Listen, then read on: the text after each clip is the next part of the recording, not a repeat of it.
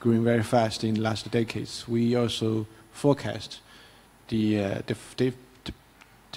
personal income will continue to growing for at least one or two decades, and the double digits growth rate. So that's why we believe that the middle class, the size of middle class, will continue to grow, and according to the Chinese the central bank, they forecast that in next decades the personal income were even like the 50%, but at least 50% higher than today's income. Let's talk about Thailand. These recent years, the economic growth rate is hovering around 2-3%, and GDP per capita is not increasing very rapidly. Are you not feeling signs of saturation or maturing of Thai middle class? First, Kalin. This year we planned about, we think about the figure around 3.5 to 4% growth, GDP growth, and talk about the middle class. That I feel that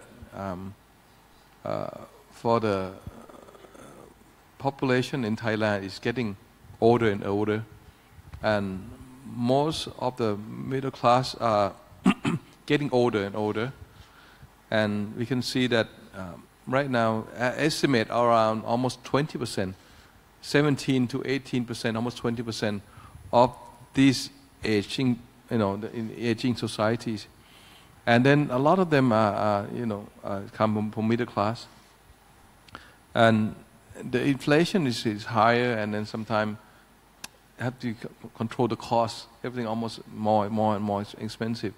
So and the earning is they didn't get that much money. So that how can we raise more money for this middle class to go up and up? So that means right now more direction needed from the government.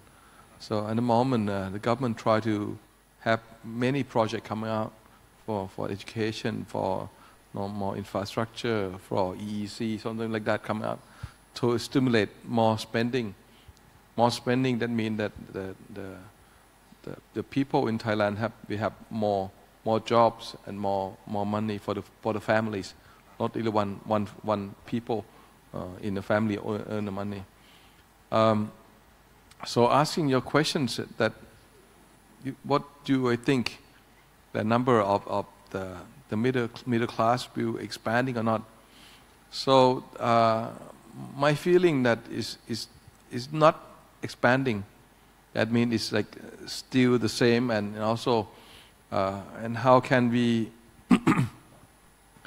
this shifting from middle class from right now for this age, they become the retiring age, and after that how can we have a plan to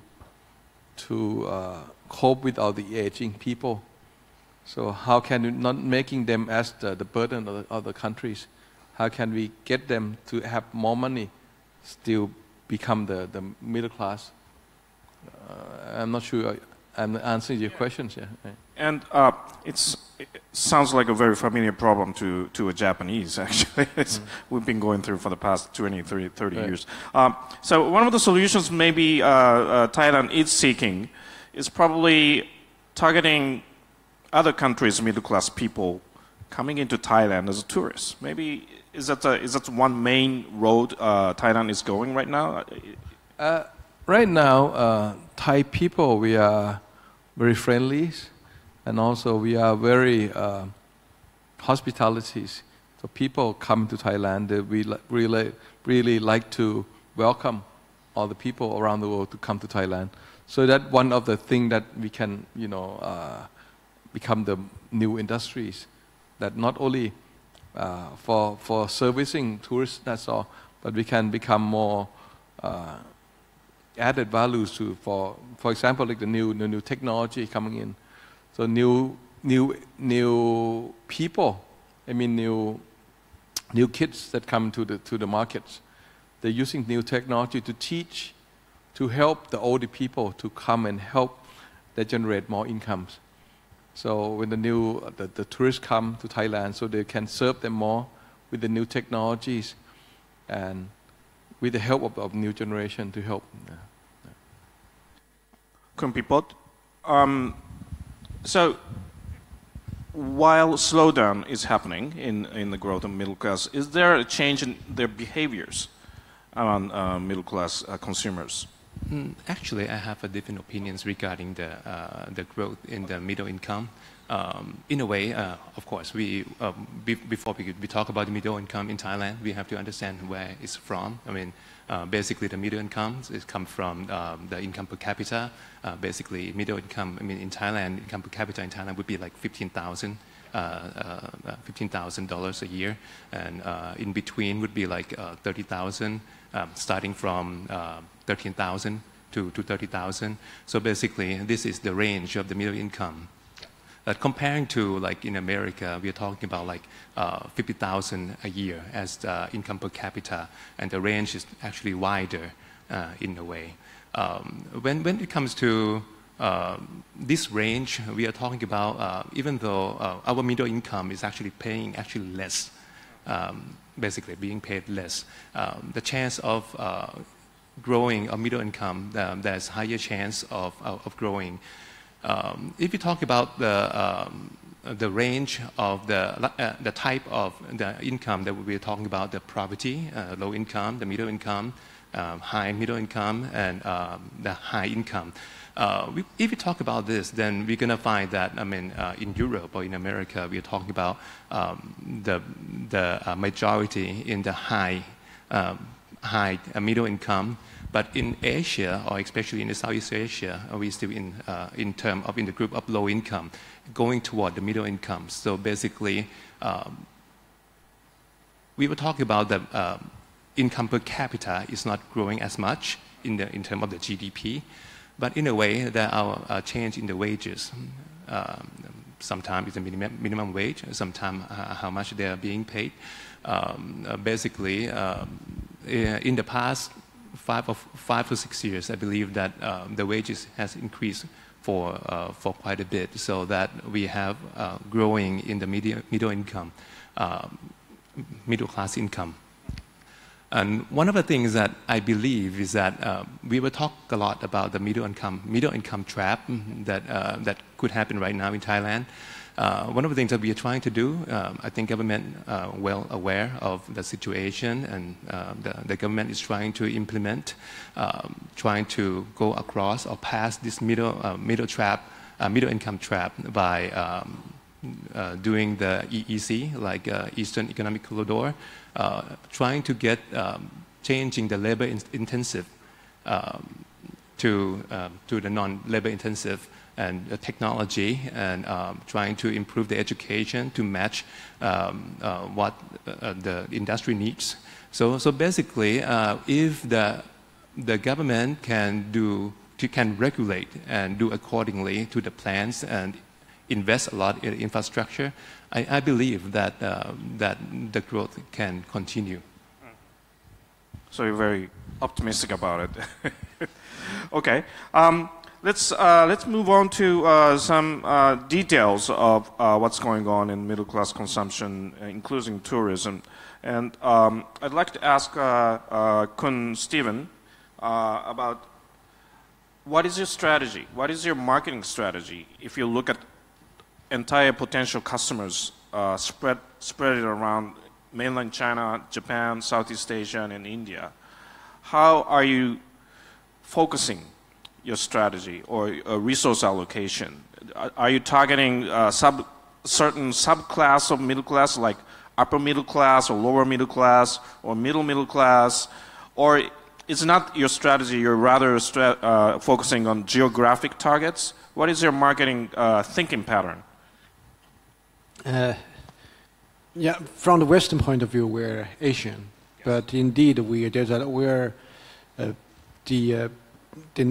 not only the we have different cultures. The cultures are very similar, but still the cultures are different, and also we have different view of the products, different demands. Indeed, that's why That's why we believe we are more familiar. We know Chinese passengers, Chinese customer better than others, but we know less the other nations.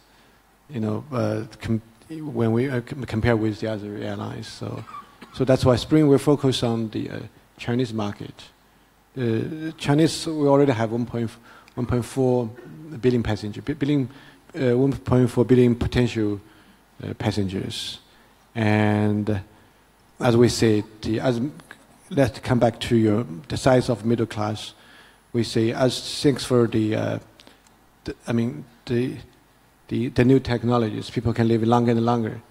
And I remember when I was young in Chinese, we have slam said it's very difficult to find people getting, just reach 60s. But today you can find even 60s, even 70 people in 70s start to find a job, right? So it's give us we think even the people even the senior people, they are still middle class. They can traveling around, so they give us a huge potential for the tourism industry and also for aviation industry. So among your customers, international customers are how many percent? We have about 89% are international passengers. Oh, okay. Yeah. And how much of your revenue are coming from outbound international flights? About last year, 35% our revenue come from international flights. Oh, okay. Yes. And so, according to your projection, that ratio will keep in that way, or maybe shrink, because growth of domestic traffic is so huge. Yeah. Domestically, we focus on the Chinese market. Domestic market is very, very important. It's the key for Spring Airlines. That's why we believe 30 to 35% is a very health ratio. We capture the emerging market, but we also keep eyes. We also keep eyes for a lot of new destinations. And we saw a little bit of decline in profitability last year in your earnings. And some started saying that maybe it's a sign of kind of saturation of the market, but it's not true. It was due to very specific reasons. Is that correct? Yeah, there are some specific reasons, but the up and down, that's quite normal for each company. So we think it's like we're still most profitable airlines in China. So it's no, there's nothing we should worry about that. As you grow, as you increase your flights, number of flights and number of destinations, number of aircrafts you operate, probably the level of cost will increase, including overheads. And how are you going to cope with that? Technology, the IT technology. So we regard that Spring Airline is not an airline. First of all, we are a IT company. So we invest in IT. For each department, each individual department, we say you have head.com. But for IT department, if the engineer is qualified, there's no limit. So we also we designed a lot of IT system by ourselves. So we also import. We also export those kind of IT products to other airlines across the country. So that's why we continue to reduce the cost. Why we maintain the very high safety standard and also high punctuality. Also, you briefly mentioned the rise of free independent travelers, or FITs, these days. And if travelers start behaving separately, individually, that's going to cause an increase in your cost, isn't it? And are you not concerned about this trend? Well, let's look at the what happened in the US and also in Europe. The people are, the leisure market is more focused on focus on results, focus on what they experience in destination, not the air experience. They also want to reduce the air cost, so that bring a lot of room for low cost carrier. So we provide qualified products and the low fair price. So we think that's the best way to deal with the future demand. So it's rather an opportunity than burden. Yes. Okay. Thank you very much. And Mr. Pipope, I'd like to ask you about the Thai consumers' behavior. What is the latest changes are you observing among Thai consumers, including goods and services? For the past 20 or 30 years in Japan, we have seen a huge rise in price sensitivity. So prices of many things have declined very, very dramatically for the past 20, 30 years. Of course, there was macroeconomic reasons, but also there was consumers' higher sensitivity towards price for value. And are you seeing similar trends going on in Thailand right now, or what other kinds of trends are you observing right now? I would say yes, right now. I mean, for right now, just like I mentioned earlier about the household debt that reached about 95%. And the pattern like this, I mean, it just depends on how long it's going to last. For the moment, I don't think it's going to last so long. I don't think it's going to last so long. But again, it might not be. The price sensitivity, I would say that people are buying products based on the price right now. They're cheaper because of the household debt. So basically, I mean, if you don't reduce the price, it's difficult to sell. And again, under e-commerce website, like in Thailand would be like Lazada, it's very basically in the beginning stage. A lot of companies are bringing or importing a lot of product to sell in the market. So basically, they're not really look too much into the quality of the products, and a lot of new buyer get into all this buying behavior and getting the low price products for the moment, and it's just a matter of time. But one of the things that we see that is changing is that at the same time that we have this basically the middle class of buying based on the price sensitivity, the lower price, we are seeing the emerging middle class consumers that looking for their lifestyle. So basically they're spending based on what they like differently based on the quality. And I believe that this is a growing trend. You mean like versus need? Is that what you're talking about? Right. Right now is need, but I believe that once the problem is being solved, like the household debts, people have the buying power, then they will be likely to buy what they like. Interesting. And Kalin, in 1980s and 90s in Japan, there was a waves of entrance of huge retailers, like U.S. retailers, European retailers, and of course domestic huge large-scale retailers. And a lot of pop and mom shops went bust, bankrupt. And we see in Bangkok there are a lot of shopping malls being constructed, one after another. Aren't they affecting any harm to a pop and mom or individually run retailers in Thailand, or you are not facing that kind of problem? Actually, it depends on the adaptivities. Actually, my family used to own Daimaru. And that time, Daimaru doesn't adapt. My uncle used to be chairman of Daimaru, and they point out to go to Lat Prao, which is the booming area, around almost 80s. And Daimaru said, no. I will send the people to measure how many people passed the point. So they go to Prakanong, which is the labor people. They come on the bus and stop and get another bus. So that's the busiest place. At that time, so Damaru said, no, we don't trust you, Thai people. We trust the Japanese people come to measure. So they open that place in we call Prakanong. So after that, it's downturn. So Damaru have to collapse and move out.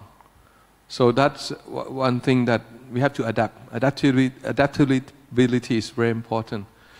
In Thailand right now, so many things, many companies that can adapt. The mom and pops who can adapt, they survive, still survive.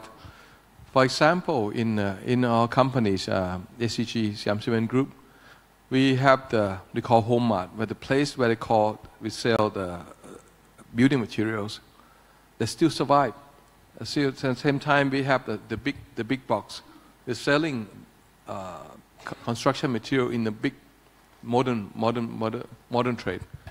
They can survive because they see the market target groups very well, and how can they adapt it, and how can they manage efficiently in each store is very important. What you said before, use IT to help see inventories, how can they manage each stores, and also how can they see the customers, their needs, and how can they suit the customer wants, something like that. So very, very important. Anywhere, right now it's more and more companies moving from European, America, many companies moving to Thailand to opening up the modern store. So the most important, how can they focus the customers?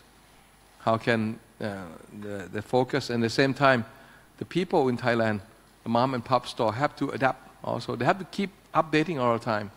The member of the Thai Chamber of Commerce, we have the members all over Thailand, and they're the one who have to adapt very well right now. So they have a new generation we call Young Entrepreneur Chambers, which is young generation of chambers. They come to help their dad, their moms, to adapt all these adaptations. So they survive right now, and they can grow in the countryside. Yeah. Thank you. Actually, after the waves of large-scale retailers, there was a backlash actually in Japan, looking for more characteristic and high-valued goods and services. And in some way, those streets filled with mom or individually run shops regained their power. So maybe that could be happening in Thailand in some way, and as the consumers grow more selective or value-added seeking. What do you say, Kun Pipope? I think that's one of the things that it could be one of the reasons. Let's talk about the population. You said that the aging population, we are in the aging society, but the aging society means that they'll have only a few kids, one or two. We are talking about the kids that sometimes value, how they value the money. Basically, if parents got one kid, basically they give everything that they can to the kid in any levels they could. So basically, the kids would have their would be able to find what they want and basically express themselves more. And this could be the reason why they are able to be aware of their lifestyle, be aware of what they want, and that's how they consume differently than different groups of age, very likely. Thank you. Next, I'd like to talk about a little bit about technology, because you already mentioned about it, and Mr. Wan even declared that Spring Airlines is an IT company, technology company. So it's very interesting. And one of the main characters of the 21st century middle-class consumers they are digital savvy. They are large part of them are digital native, and a large part of them are mobile native. And on one hand, there are a group of companies who are digital native, who are internet native companies, going into a lot of spaces like retail or travel. On the other hand, there are incumbents like supermarkets or travel companies or airlines who are going digital themselves as well.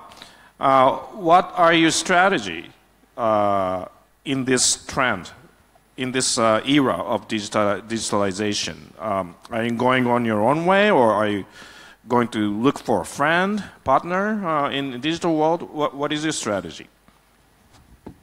Yeah, you said that's right. Digital is the future for not only for the airline industry, but also for lots of other industries as well. And the spring, we think there's something that those kind of IT, not IT companies, those kind of OTAs, or those kind of the digital retails they can do. They are the sales channel. They are doing very good on sales channel, but they can do a lot of work. The airline, what the airline is doing. First of all, but spring, we still need to increase, to update our channel, our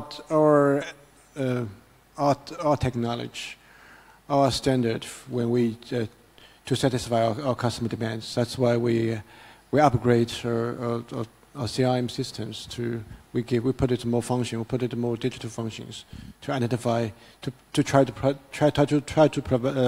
provide the better service, better products to each individual customers. And that's the first thing. The second is that we've also focused on the operation. For example, the revenue management system. It's highly digital related area. So we also update our revenue management system. It can be adapted to the market change. Faster. Can you elaborate on that a little bit? Revenue management system. How does it work? Yeah, we're developing the new one. So we try to, identify different routes, different customer base. For example, even China, the people in from Shanghai are quite different with people from Beijing and from Guangzhou, the rest area. Some area they provide their early bird. They provide the travelers prefer the early flight. For the others, they provide their maybe after 11, the flights after 11. They get more time. They can have a late sleep. So we just try to provide a service based on the digital analysis, based on our study for different customer base, even for each individual customers.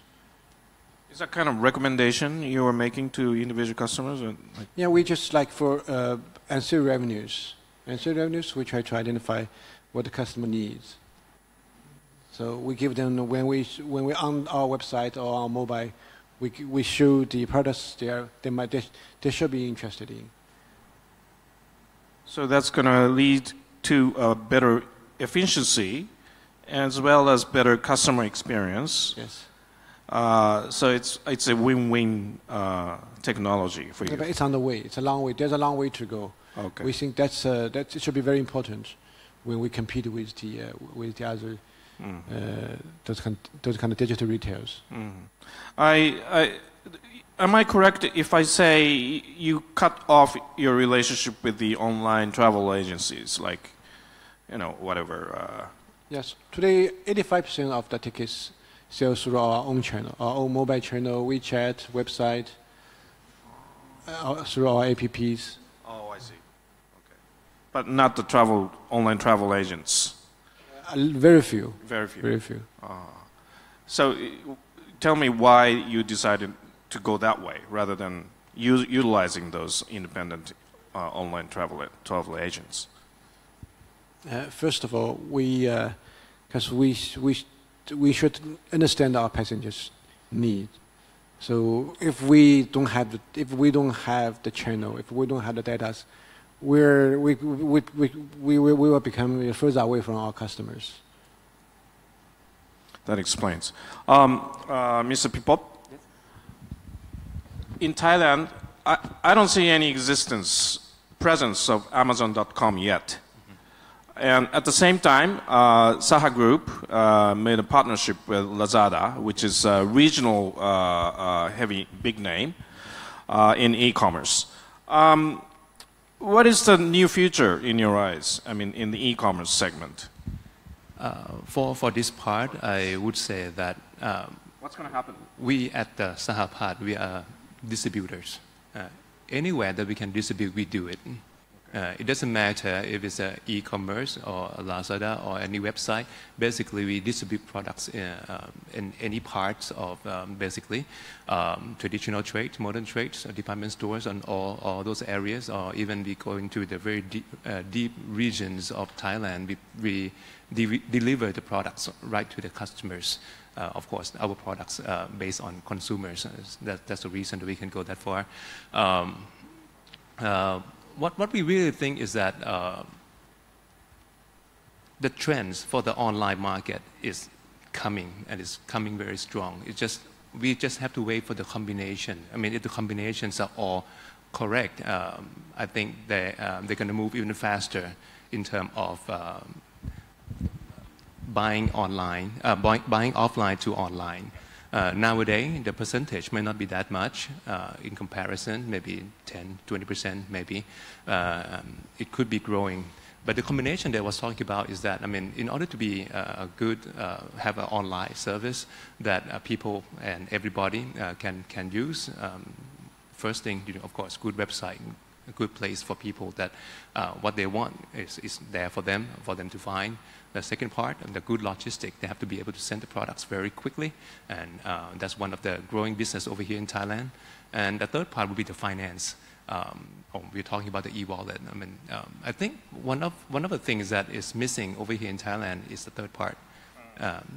But I believe that very soon we're gonna find the leaders in this area also. Because the trend is there, is growing, and the new group, new age, is going to consume the products this way.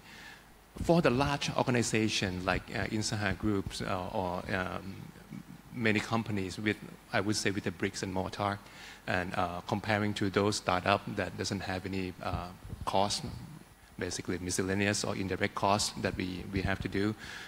Basically, we have to make sure that we are being lean. Other than the three things, the three combinations, we have to make sure that we're lean enough to compete in a way. What if Amazon knocks on your door and asks for a possibility of partnership with Saha Group? Well, I guess we have to study them first. Probably cannot open the door right away, right? But you're expecting they're coming? I'm expecting that Amazon is coming very soon to Thailand. Actually, it's in the news that it's already take place, is coming about. How about Chinese players, like Alibaba or Alibaba actually took over Lazada.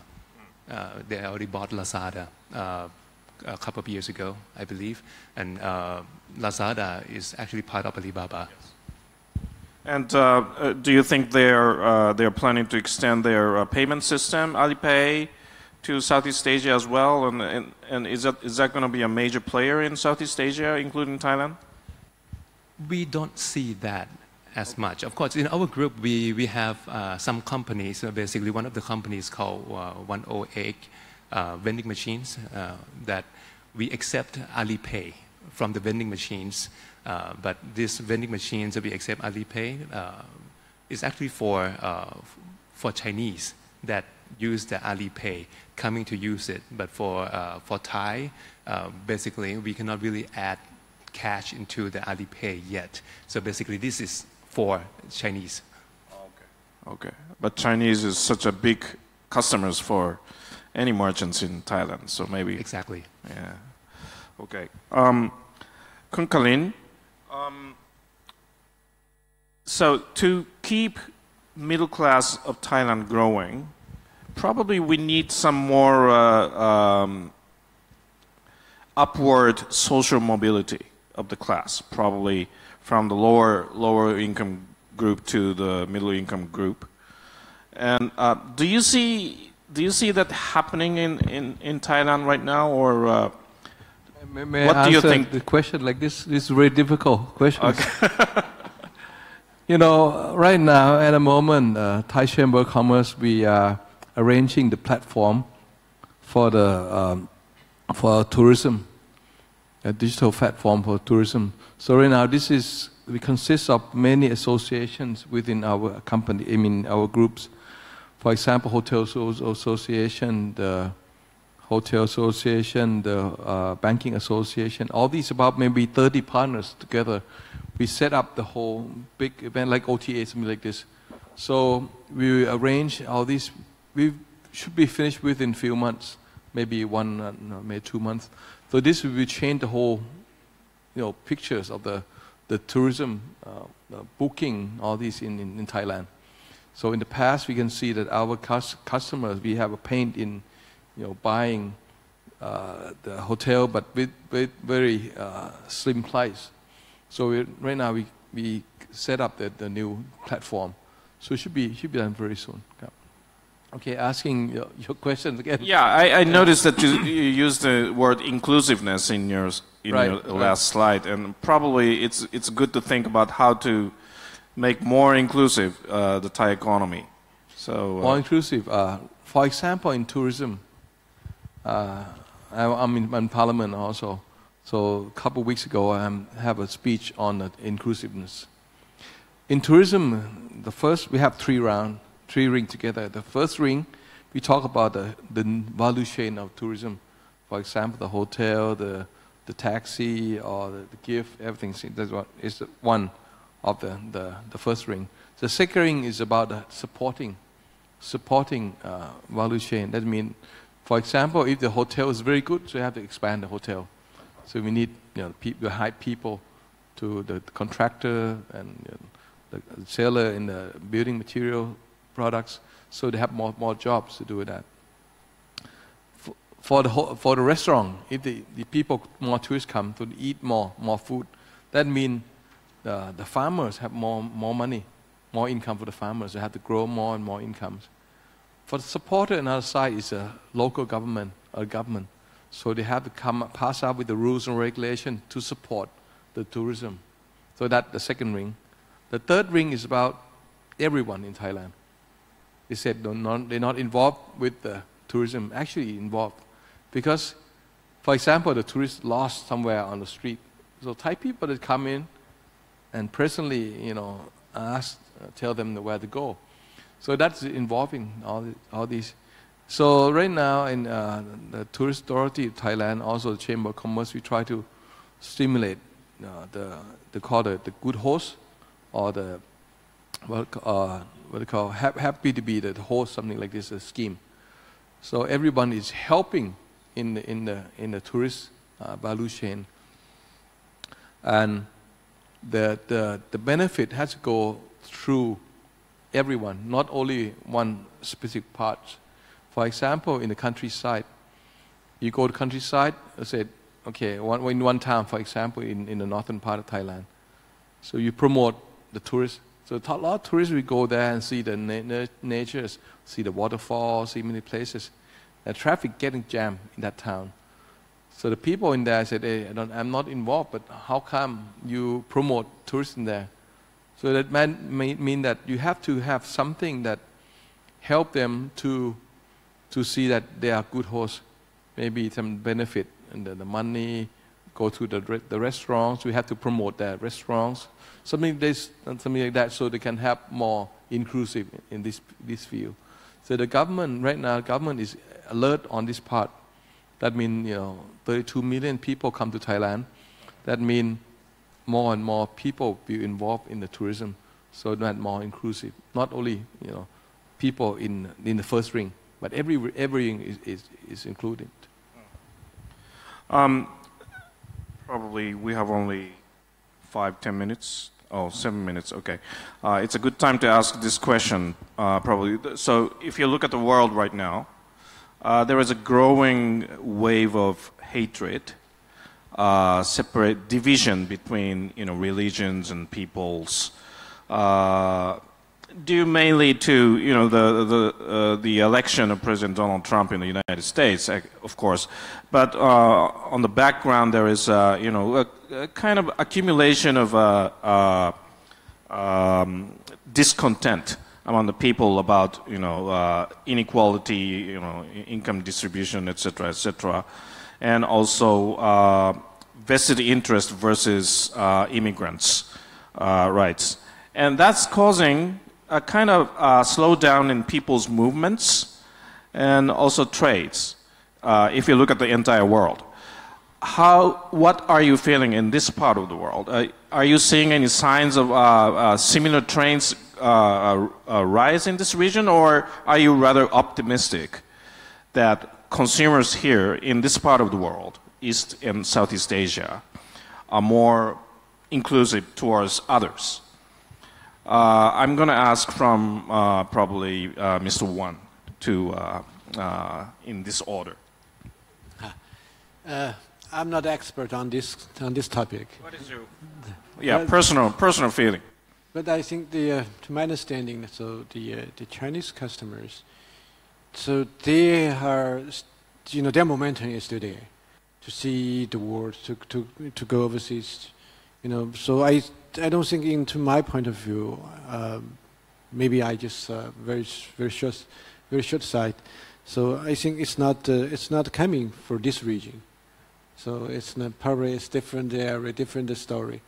It might happen in Europe, in the other place, but at this region, I think we are getting closer and closer to each other. Including your government's behavior. We can change, as we have. We say that we can change our neighbor, but we can never change our neighbor country. We should be harmonized to each other. Okay, thank you. Kalin? Yeah, and in Thailand we are very open countries. We are accepting all nations to come to Thailand, and also we accept all nations to come to invest in Thailand. We are connecting to our neighboring countries also. Our government said that we're not leaving other people alone behind. That means that Thailand cannot grow alone. We have to grow with Myanmar, Laos, Cambodia, or Malaysia, or with we go along with China also, right?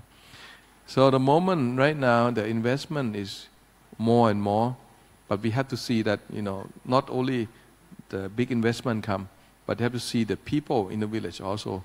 What do we get from the big investment? So we have not only the appreciation of the land, but maybe you can help the families who do more jobs, more income distribute within the village also. So okay. Thailand is open. Okay. Can Pipope? Any issues in your business in the first place, and then what is your view? I believe that what the country has been doing, or many countries has been doing, is to increase basically demand domestically. But regarding the world right now, I mean, it has changed a lot, and we're coming to basically the new word like protectionism, then globalism. What we're going to see in the very near future, I believe that all the theories in economic class, we might have to change the way they think about the theories, and there might be a new theories regarding how to approach the matter right now, because things has been changing just recently. But what I believe in ASEAN, just like Kun Kalin just said, we are basically just like brothers. We are still relying on each other in terms of business, and there's a lot of room to grow. I mean, comparing to in the different areas. Just like what I mentioned earlier, that we are coming from the low income. We are not in the high, mid, or high and getting lower. In some countries, basically, the income per capita could be growing so fast until the real income is not growing, so that basically is going backward. But in Asia or ASEAN, it's not exactly the same. So I would say that by relying on our own domestic demands or ASEAN demands or Asia demands, I would say that we are still growing. Okay, thank you very much. I have a couple of minutes for questions from audience. If you have any question, please raise your hand to any one of our panelists or collectively. Any questions from the floor? No? Maybe we are ready for snacks and drinks, probably. So I'd like to wrap up our panel. Thank you very much, every one of our panelists, for your insights, and please give big hands to our panelists. Thank you very much, and also thank you all for coming this afternoon.